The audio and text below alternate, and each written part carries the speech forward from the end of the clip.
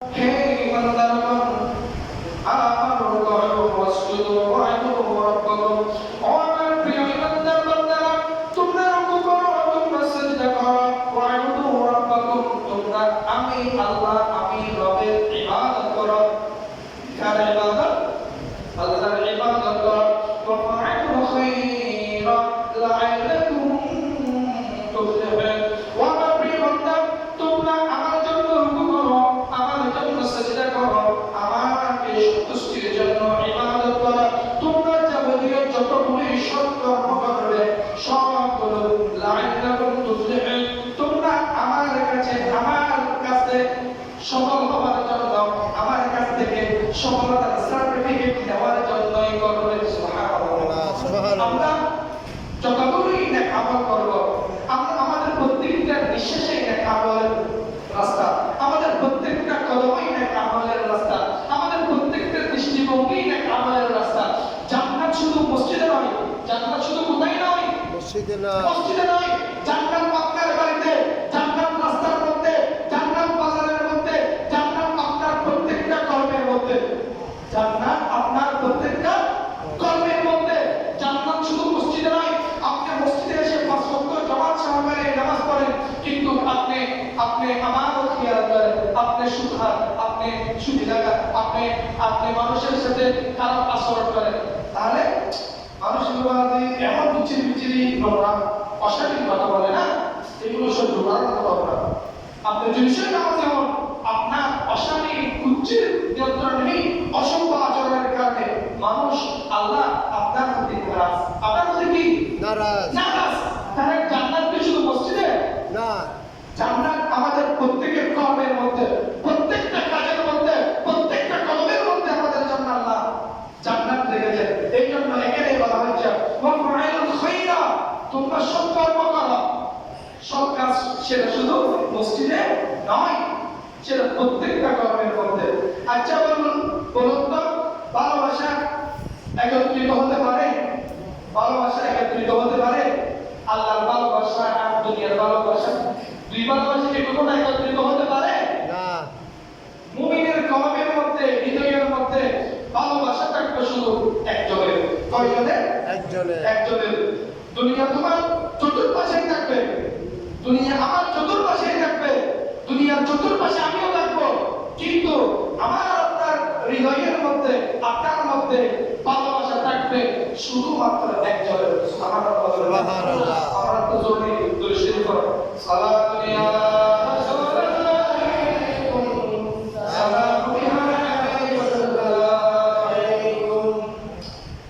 বলতে চাই না, হযরত হুজুর সাল্লাল্লাহু আলাইহি ওয়াসাল্লাম قال النبي محمد عليه افضل الصلاه وازكى السلام من واظب على تكبيره الاحرام مع الامام 40 يوما كتب الله له براءتين।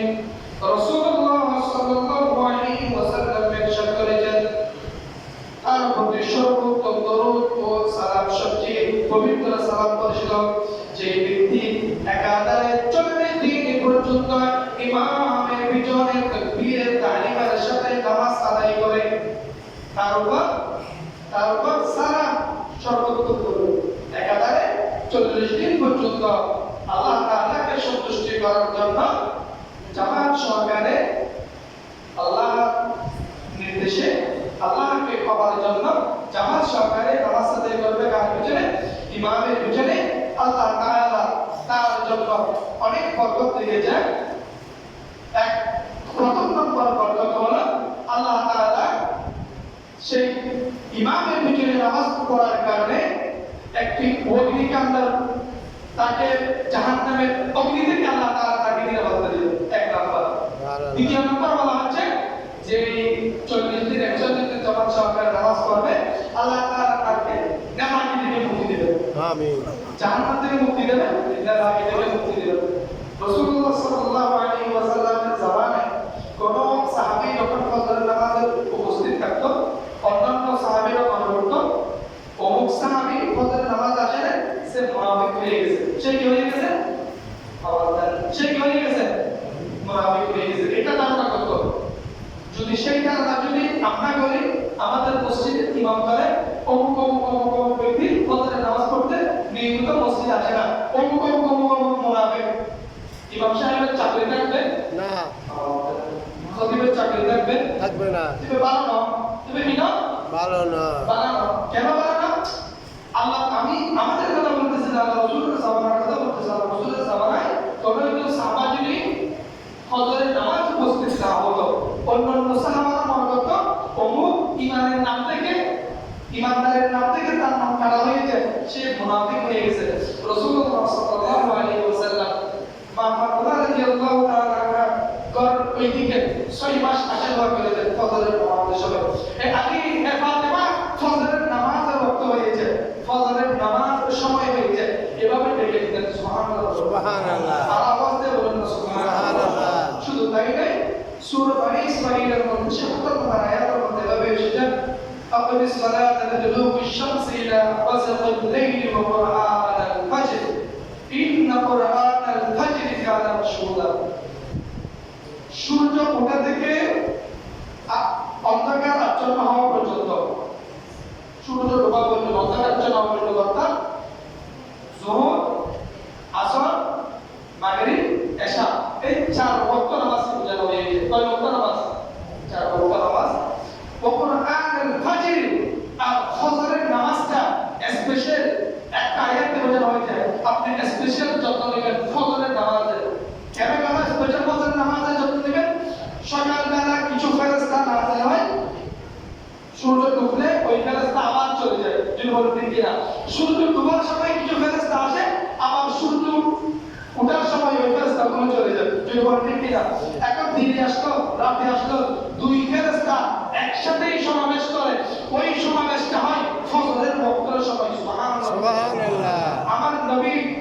আমার নবী দুনিয়ার জমিনে তাশরীফ এনেছিলেন সুবহে সাদিকের সময়, ওই সময়টা ফেরেশতাদের সময়, ফেরেশতাদের সমাবেশের সময়। সুবহানাল্লাহ। আচ্ছা বলুন তো, যেটা রহমতের সময়, যেটা বরকতের সময়, যেটা মাগফিরাতের সময়, যেটা আল্লাহ রাব্বুল আলামিনের বিশেষ কল্যাণের সময়, ওই সময়টা কোন সময়? কোন সময়?